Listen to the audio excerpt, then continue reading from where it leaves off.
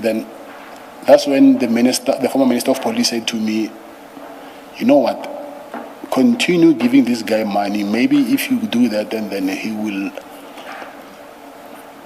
lead us to, because he's saying that he's close with the Minister of Police. And then what they're doing, asking for money, is something that is unlawful. Maybe if we can get to the bottom of this. So that's when I kept on sending Brown Mogotsi money.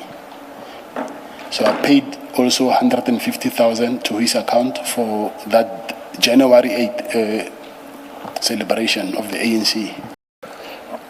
This is according to Mr. Cele. He said to me, Mr. Senzo wants to fire General Kumalo and hire General and replace him with General Khan. Did he appreciate or did he advise on the nature of a case you must open? Can you please repeat that? Did he advise on what kind of case you must open at Protea, or did he appreciate from your perspective what case you wanted to open? I mean, I'm trying to understand the extent of your conversation. Yes, I wanted to open a case of harassment. Yeah. And he understood that you wanted to open Yes. a harassment case. Yes. You had told him. Okay. I cannot be 100% sure. It's either he was using the minister's name, Mr. Senzo Mkunu's name, to swindle money from me, Yeah. or he was working with him, but he was asking money also on the side. So even today, I cannot be 100% sure whether he was working with him or not. Okay. So this guy called me and said, listen, I see you're having problems here. Come to KZN, then I have someone who will help you with this problem. Then that's when I got to know the former Minister of Police, Mr. Bheki Cele. So when I got to Mr. Bheki Cele, I'm still on Brown Mogotsi anyway, not, but I want to give you the context of when I was with Mr. Bheki Cele, I showed him that, listen, this guy, I showed him my communication with him. He claims that he's from the Minister of Police, but he wants money from me, and then he also says that I was helped them with the, what is it called? There's this function that ANC holds every year in January. I don't know what is it called. So, but he wanted money for that also. So, and then that's when the former Minister of Police said to me, you know what? Continue giving this guy money. Maybe if you do that, then he will lead us to, because he's saying that he's close with the Minister of Police. And then what they're doing, asking for money, is something that is unlawful. Maybe if we can get to the bottom of this. So that's when I kept on sending Brown Mogotsi money. So I paid also 150,000 to his account for that January 8th celebration of the ANC. Now, I just want to retrace our steps a bit. You say he called you and he offered to help you open a case. Did he say how he came to know you had been raided? Did he say what did he say was the purpose of his call? To help me to open a case. Following the raid on your house? Yes. Did he say how he got to know that fact, that your house was raided? Hence, I think earlier I just mentioned that I know how now, but then I did not know. Okay, how now? So I'm saying the names of the people who I don't want to mention those names. Okay. Of how did he end up knowing me? Because it's part of the people who are under investigation and myself, so I do not want to go there. So, are these members of SAPS or are these civilians? No, there are 62 million people at least in this country. You are safe if you say civilians. No one can take an educated guess. One is a civilian, yes, and one is a member of a SAPS. Okay. Now, are these names you are willing to disclose confidentially to the Commission in your supplementary statement? Yeah, they will be disclosed in my supplementary. Okay. Now, most importantly, you are a businessman at that time. You've just been raided by people you say you were not sure were even police because you were worried. You were not sure whether police were raided your home or whether you had been robbed. You had that concern with you. Why did you accept an offer of help from somebody you don't know the first thing about? Why didn't you suspect that there's something fishy? Why should somebody come out of the blue to help me go open a case on a raid I have just experienced? I ask this to say, perhaps, I don't know, he must have said something to you that made you confident to conclude that you are dealing with a legitimate person. And if he did, what that something could potentially be? What could he have said to you? What he said to me is, he's from the office of the minister. Yes. And then by that time, out of frustration, I didn't even think that far, that how did he end up? Okay. By now, like I said, I know. Okay. Did he ever offer you, did he ever help you with the opening? No. Okay. Now, I am aware that you say you only got to know of him after around the time of the raid of your house. We know that is the 6th of December. Did you subsequently develop a relationship with him, whether as a friend or? After he asked money, I knew this guy is not what he says he is, so I didn't have any relationship with him. You didn't have any relationship with him? No. You say for January 8, you paid 150,000. Yes. Why would you do that? What would you be getting in return for that? It was because of the advice from the former minister, Bheki Cele. What would have been the purpose of paying 150,000? What did Mr. Cele say to you would be the purpose of paying 150,000? To make him not doubt that I no longer trust him. Maybe he will end up leading us to. Okay. Sorry? Oh no, I was following you. Yes, Please go ahead. No, I'm saying it's because not to give him any suspicion that I no longer trust him. Okay. So did you give any more? No. Give him any more? No. Chairperson, I'd just like the witness to finish the answer where he said it was to lead him to. If you can just complete that portion. No, absolutely. I apologize if I interrupted you. So let's take a step back, and it sounds like that there's an answer I might have interrupted and it's incomplete. Yes, because he said he was from the Minister of the Police. Yes. And then the former Minister of Police, the other Mr. Bheki Cele, he said that giving him money, because he strongly believed that this guy, he is working with the minister of the current minister then he thought by giving him money, I will end up getting close to them, to him and the former minister. The other former minister, let me just mention that because there's two ministers. I'm talking about Mr. Mkhunu. Yes, Brown said, Mr. Cele said that maybe he will lead us to Mr. Mkhunu. Okay. Can I just ask so the raid is on the 6th of December, if I recall, Yes. in 2024. This was for the January 2025 ANC celebration. Yes. Is that what you're saying? Yes. Which is the 8th of January. Yes. So within that month, you gave him this 150,000. Yes. Okay. Two, when... Sorry, and I also paid for the flight tickets. I didn't mention that. Okay, so you paid more than 150,000 in that month. And then two, when you say that Minister Cele, former Minister Cele said to you, give him the money, now that he's asking, give him the money, then maybe it will lead us to the minister. To what? What exactly were you discussing that he will lead you to discover? Exactly. This is according to Mr. Cele. He said to me, Mr. Senzo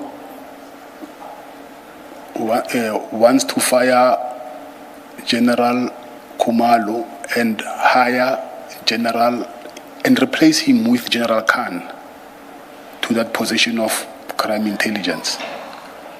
So, and then,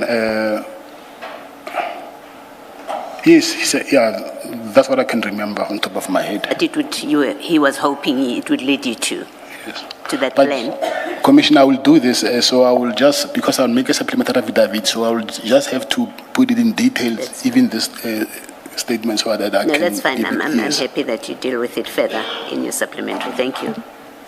Did you ever get to meet Mr. Brown Mogotsi? Because in your statement you mentioned the phone calls. Did you ever get to meet him and under what circumstances? Yes, I met him. When and under what circumstances? After the first call that he made, after the call, I met him in Sheraton Hotel next to the Union Buildings, Yes. discussing that he will investigate this thing. It's from the minister's office. He even made a call in front of me, pretending to call the minister, or whether it was the minister, that I cannot confirm. So yes, I will say I met him. Was it once? I also met him in the other hotel in Johannesburg. I met him twice, the hotel in Johannesburg, the Houghton Hotel. Did he assist you to open a case against the police? He actually tried because he connected me with some, I just forgot the name, in somewhere in Soweto, in Pretoria. Protea North. But that case was never registered. Was he there when you went to He was Protea not in there. Soweto? He was not there. He just connected you with Yes. somebody who was there? Yes. Okay. And if I may just follow up on that, who did he connect you with at Protea Police Station to open a case? I don't know his name. But what I know is he said that guy, he was from crime intelligence, but I don't know his name. Did he appreciate or did he advise on the nature of a case you must open? Can you please repeat that? Did he advise on what kind of case you must open at Protea, or did he appreciate from your perspective what case you wanted to open? I mean, I'm trying to understand the extent of your Yes, conversation. I wanted to open a case of harassment. Yeah. And he understood that you wanted to open a Yes, harassment case. You had yes. told him. Okay. Sorry, Commissioner, because I think I'm leaving other facts behind. Yes. Because you'll end up asking me about why didn't you say this, so I don't know whether I need to go back or whenever you... No, please. This is your moment. Go ahead. Okay. Because on the second raid, when they came to my house looking for the spare key of the house, he's the one also who said I must open a case in IPIT. Okay. Yes, and then also the way he was pushing me to open a case in IPIT, I figured that this guy and whoever is working with, they are really fighting with these people from the PKTT. And I'm being used as a tool to fight that unit. And did you then follow up with laying a charge with IPID? No, I sent him a message. I said to him, because he said my wife was assaulted and then I must, but in IPID they wanted J88. I said to him, no, my wife does not want to do that. So then I did not do it anyway. Your wife doesn't want to file a J88, or you She are saying your wife refused. saying she's not assaulted, which is which? Say that again?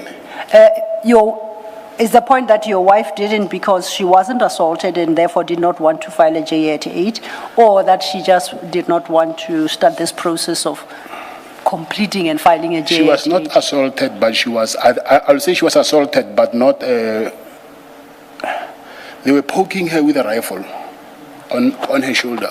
Yes. So here she had bruises here.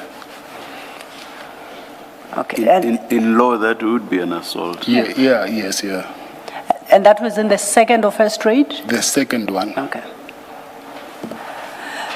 But you didn't end up opening that case of assault? I didn't open it because, Commissioner, like I said, I have realized that the person who's helping me, but it looked like I was the one who was helping him actually, because he was pushing it more than I wanted to. So I did not do it. Did you get an understanding of what you could have been helping him with? That was something which I did not understand by then. Yes. Yes. Okay. Do you currently maintain a relationship with Mr. Mogotsi?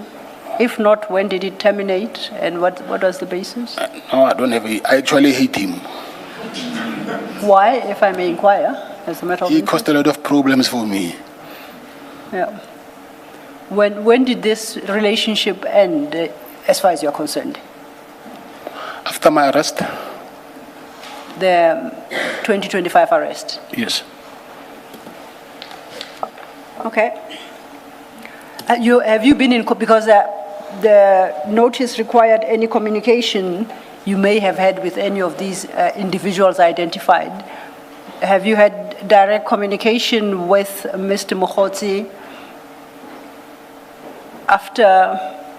before you were arrested, but after you no longer liked him as much? Yes. When did I want to understand, when did your communication terminate, if it did, and not by reason of your arrest? I did not terminate him. I did not terminate the relationship, but Yeah. he was not. We were not the best of buddies because of what he was doing. I knew what he was doing, but because of what Mr. Cele said, I just kept him close. So, to a day when I eventually got arrested. So you eventually got to appreciate what, in fact, Mr. Mogotsi was doing. Of course, yes. And what was he doing?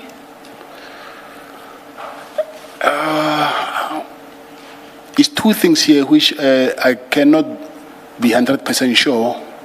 It's either he was using the minister's name, Mr. Senzo Mkunu's name, to swindle money from me, Yeah.